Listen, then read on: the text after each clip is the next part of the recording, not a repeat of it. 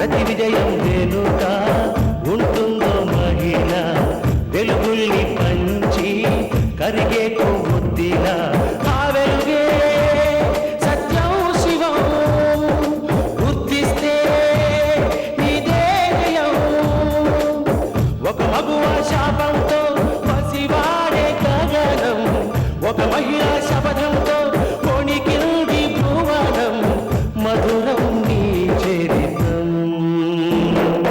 ఓ మగువా జయీ భవ ఓ మహిళా విజయీ భవ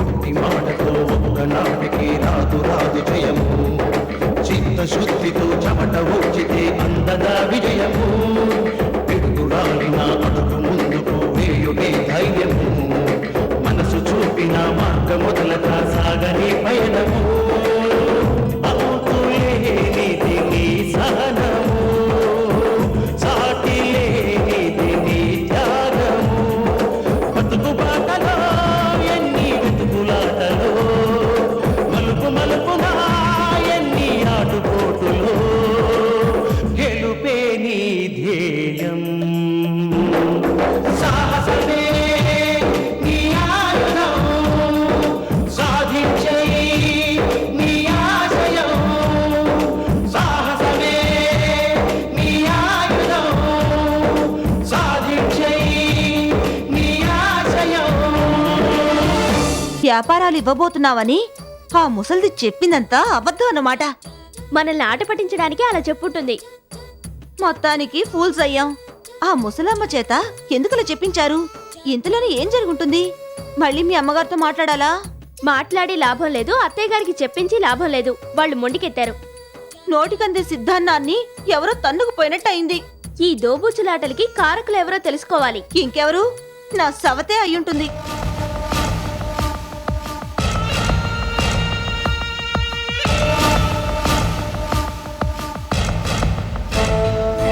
ప్రస్తుత పరిస్థితుల్లో తన పొజిషన్ నిలబెట్టుకోవడానికి బంగారు బాబు ఎంతకైనా తెగిస్తాడు. ఈ దశలో 25 లక్షలు కట్టమంటూ మన సైడ్ నుంచి లాయర్ నోటీస్ వెళ్ళిందంటే బంగారు బాబు షాక్ అవుతాడు, షేక్ అవుతాడు. అత్తయ్య గారి కాళ్లు పట్టుకోవడానికి కూడా సిద్ధపడతాడు. అవునవును, అందితే జుట్టు లేదా కాళ్లు పట్టుకునే రకం వాడు. కాళ్ల బేరానికి రావచ్చు, లేదా నేనివ్వనంటూ మొండికెత్తొచ్చు. ఒకవేళ వాడే కనుక మా అమ్మ కాళ్ళ మీద పడితే అమ్మ జాలిపడే అవకాశం ఉంది. వాడు అత్తయ్య గారి కాళ్ల మీద పడే అవకాశం మనం ఇవ్వకూడదు. ఎదురు తిరిగేలా చేయాలి. ఎలా? ఓ రోజు నేను రోడ్డు మీద నడిచి వెళ్తుంటే బంగారు బాబు ఎదురయ్యాడు. నేనే సీతననుకొని నాతో మాట్లాడాడు. అందుకని సీతలా నేను వాడి దగ్గరికి వెళ్తాను. లాయర్ నోటీస్ వచ్చినా, రౌడీజం చేసినా 25 లక్షలు నేను ఇవ్వను అన్నట్టు బంగారు బాబుని నేను ప్రిపేర్ చేస్తాను. బంగారు బాబు సంగతి సరే, బాలాజీ వినోదుల్ని ఎలా దారికి తీసుకురావడం? మాల్య అనితల వల్ల వినోద్ బాలాజీలు పూర్తిగా వెక్స్ అవ్వాలి. ఇక నుంచి మా పెళ్లాల మాట మేం వినం, మా అమ్మే మాకు ముఖ్యం, మా బిజినెస్ మాకివ్వండి అని పశ్చాత్తాపపడేలా చేయాలి. సీతలా నటించి వాళ్ళని మన దారికి తీసుకొస్తాను. ఏంటి లక్ష్మి అత్తయ్య చెప్పినా సరే అమ్మ బిజినెస్ లేవనంటుందా? ఇంత దూరం వచ్చాకే కోరుకొని లాభం లేదు. మేమింట్లో నుంచి బయటకొచ్చి వారం రోజులైంది. ఇంకా అమ్మ మనసు మారలేదంటే ఏమనుకోవాలి? నాన్నగారు వచ్చే వరకు మన పరిస్థితి ఇంతేనేమో. ఆయన ఎప్పుడొస్తారో ఏమో. అంతవరకు మనం ఇలా గాల్లో ఉండాలా? ఏమైతే అదైంది. వెళ్ళి అమ్మకు సరెండర్ అయిపోదాం.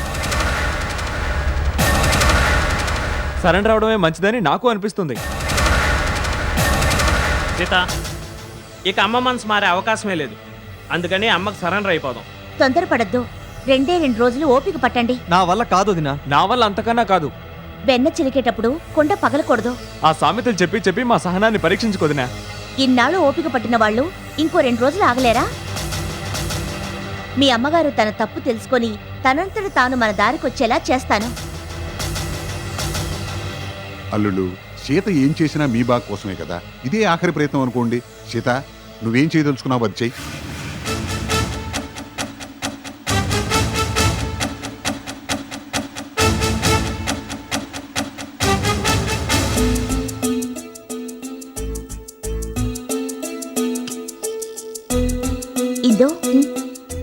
నేను రూమ్లోకి వెళ్ళి సీత చీర కట్టుకొని వస్తాను. ఎవ్వరూ రాకుండా చూడు, ముఖ్యంగా మాల్ని. అలాగే, త్వరగా వచ్చే వెళ్ళు.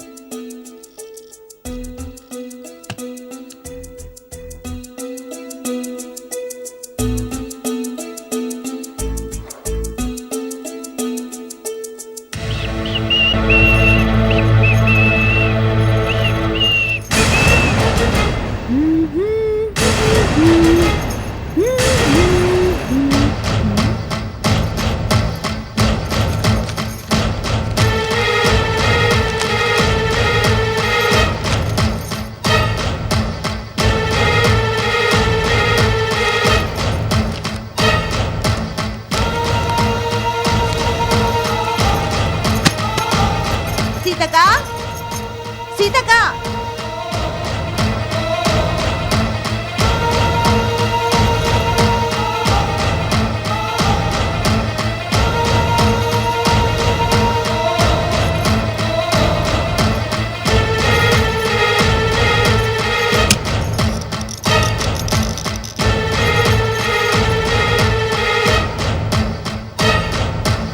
సీతకా.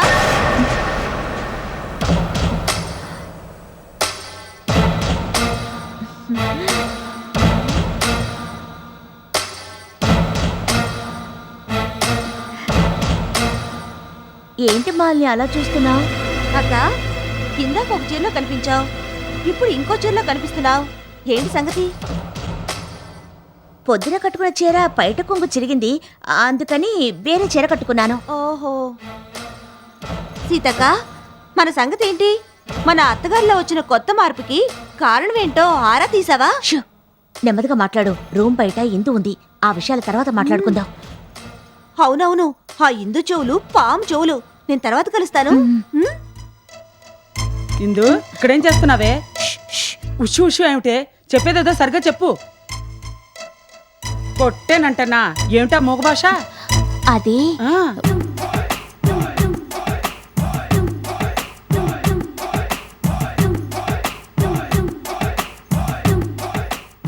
దీనికేమైంది? కుంటి గుర్రంలాగా వెళ్తుంది. సీత రూమ్ లో నుంచి వస్తున్నావేమిటే గీత?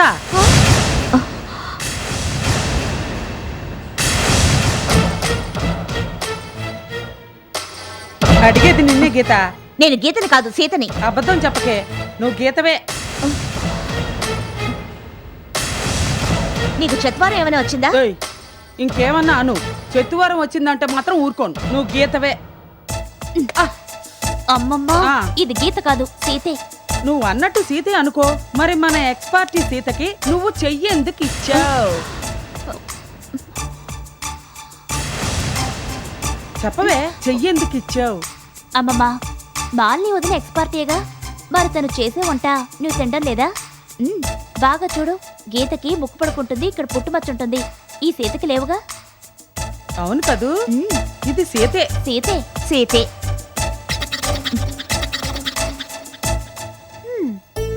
అమ్మయ్య. ఇప్పుడు ఏం జరిగిద్దని అలా నిట్టూరుస్తున్నారు? అమ్మమ్మా, తను సీత కాదు, మన గీతే. అయ్యో! అమ్మమ్మా, ఆ, మేము ఒక ప్లాన్ వేసాం. ఆ. ఆ ప్లాన్ ప్రకారం గీత సీతలా బంగారు బాబు దగ్గరికి వెళ్తుంది. ఎవరు? ఆ సింగపూర్. గీత, నువ్వు బయలుదేరు. జాగ్రత్తగా వెళ్ళరామ్మా గీత.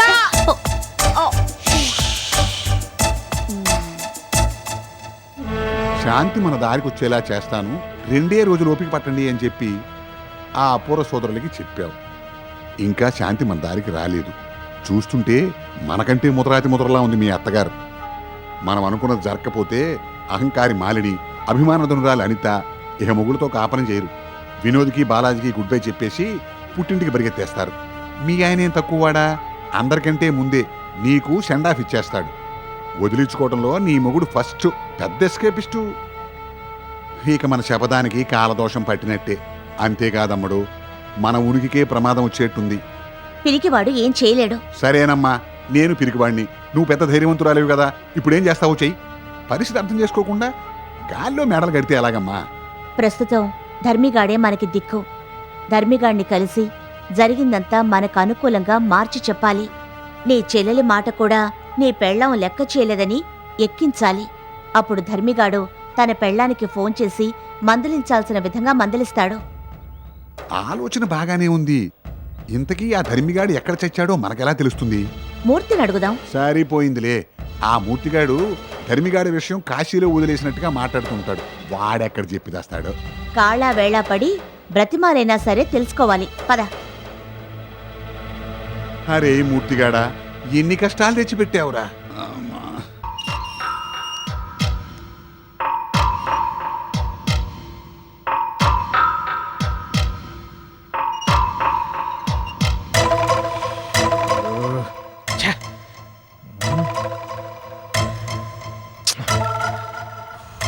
బంగారు సీత వస్తుంది.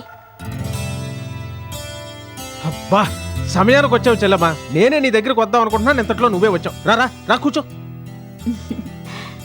బంగారు బాబు, ఎలా ఉన్నావు? ఎలాగున్నానా? కుడితిలో పడ్డ ఎలకలాగున్నాను.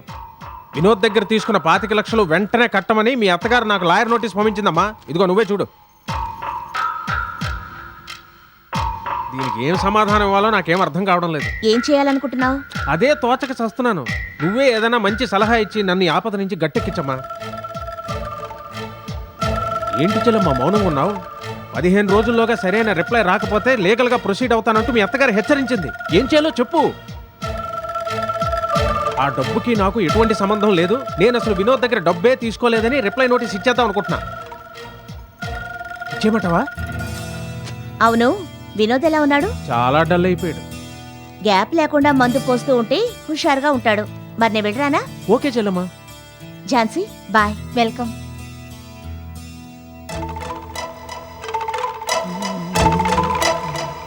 బంగారు, ఆ 25 లక్షలకి నాకు ఏ సంబంధం లేదని రిప్లై నోటీస్ పంపించేస్తాను.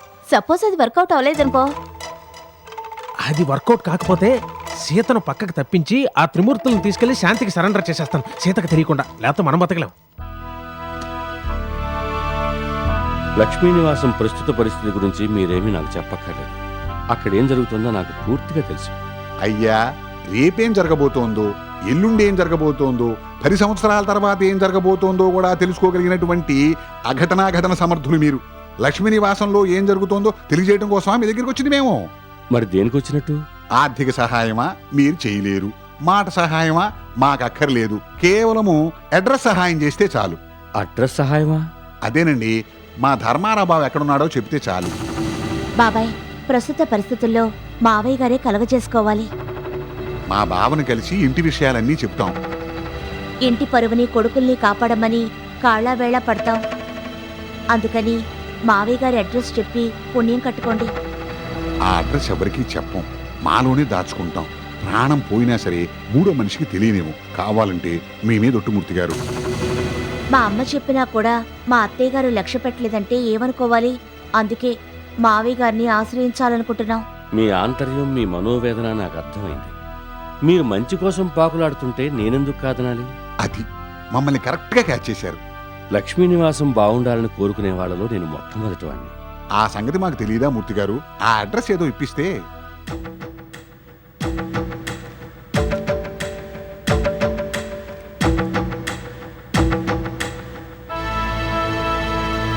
నూట 4 Balaji buildings, Srinivasa avenue, Venkateswara colony.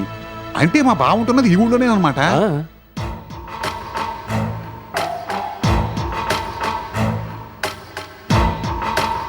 లత,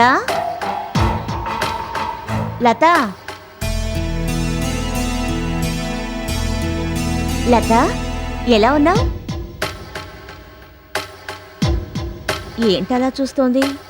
నేను సీతని కాదు గీతని కనిపెట్టేసిందా? లత, ఎలా ఉన్నావు అని అడుగుతున్నాను. కొత్తగా చూస్తున్నట్టు ఆశ్చర్యంగా చూస్తున్నావేంటి? అబ్బే అదేం లేదక్క, హఠాత్తుగా ఊడిపడ్డావేంటా అని చూస్తున్నాను. ఏ, మీ ఇంటికి నేను రాకూడదా? రాకూడదని ఎందుకంటానక్క, నీ సహాయం వల్లే నేను లక్ష్మీ గార్మెంట్స్ లో పనిచేస్తున్నాను. ఆ విషయం ఎప్పుడూ గుర్తుంచుకుంటే చాలు. నా జీవితాంతం మర్చిపోనక్క. ఆ నమ్మకంతోనే నీ సహాయం కోసం వచ్చాను. సహాయమా? ఏంటక్క చెప్పు, చేసి పెడతాను. అవును, బాలాజీ ఇక్కడే ఉంటున్నాడు కదా? మొన్నటిదాకా ఇక్కడే ఉండేవాడు. అనిత ఫోన్ చేసి గొడవ పెట్టింది. దాంతో ఇప్పుడు హోటల్లో ఉంటున్నాడు. ఎలా ఉన్నాడు? డల్ గా ఉన్నాడు. నువ్వే ఆ డల్నెస్ పోగొట్టాలి. ఇప్పుడు నువ్వేం చేస్తావంటే బాలాజీకి ఇష్టమైన వంటకాలతో క్యారియర్ తీసుకొని హోటల్కి వెళ్ళు. దేనికక్క? దానికి కారణం ఉంది. నేను చెప్పినట్టు చెయ్యి, నీకు మంచిగా జరుగుతుంది. అలాగే అక్క.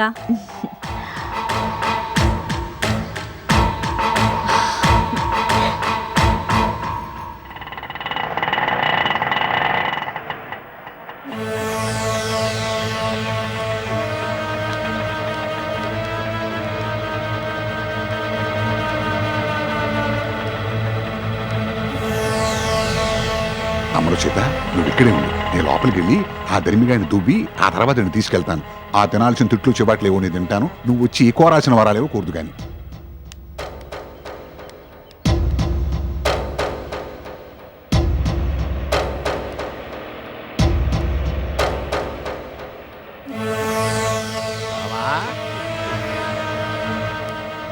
ధర్మారా బావా, బావా, ధర్మారా బావా, ఎవరు? బావా.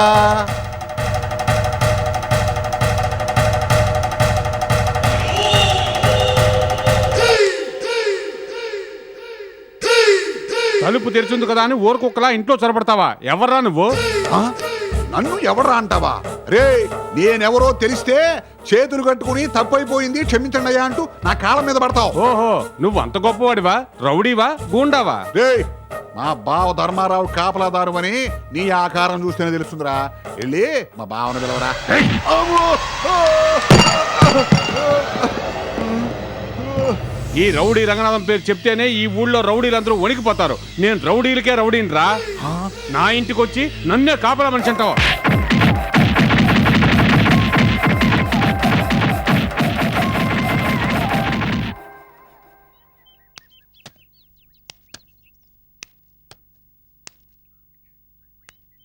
అమ్మా! అబ్బా! అబ్బా! అబ్బా! అబ్బా! అబ్బా! ఆ మూర్తిగాడు రాంగ్ అడ్రస్ ఇచ్చి నన్ను దెబ్బలు తినిపించాడమ్మా. ఇంకా ఇక్కడే ఉన్నావా? అబ్బా! ఆ! ఆ!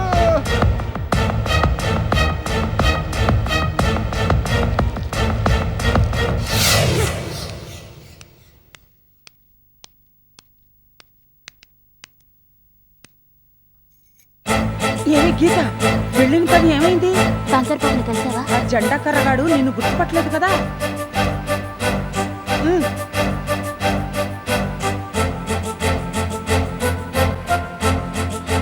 గీత, వినోద్ అనే పరిస్థితి ఏమిటి?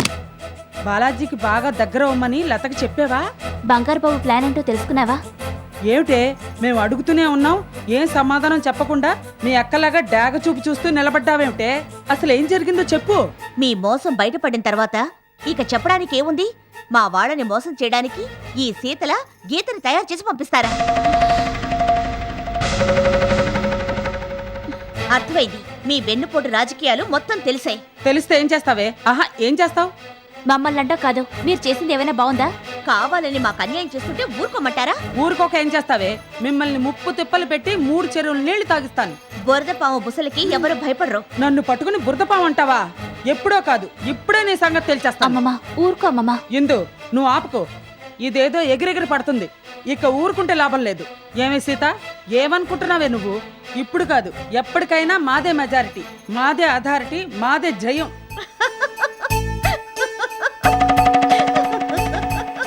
ఎందుకే ఆ పళ్ళికిలింపు? నన్ను గుర్తుపట్టలేనందుకు. నేను సీతని కాదు, మీ గీతని. ఓసి నీవు నటు నా పాడుగాను భలే బోల్తా కొట్టించావే. నువ్వు సీతవే అనుకున్నావు. మీరేంటి జగత్కిలాడి బంగారు బాబే అనుకున్నాడు. నేను చెప్పిన దానికి ఊకొట్టాడు. మరి లతను బాగా రెచ్చగొట్టాను. ఎంత ఓవర్ యాక్టింగ్ చేయగలిగితే అంత చేయమన్నాను. నువ్వు అసాధ్యురాలివే తల్లి. నాకు అప్పగించిన పని సక్సెస్ఫుల్ గా చేసుకొచ్చాను. అమ్మమ్మ, ఇక నువ్వు రంగంలోకి దూకు. దూకుతా రంగంలోకి దూకి దూదే ఎక్కుతా.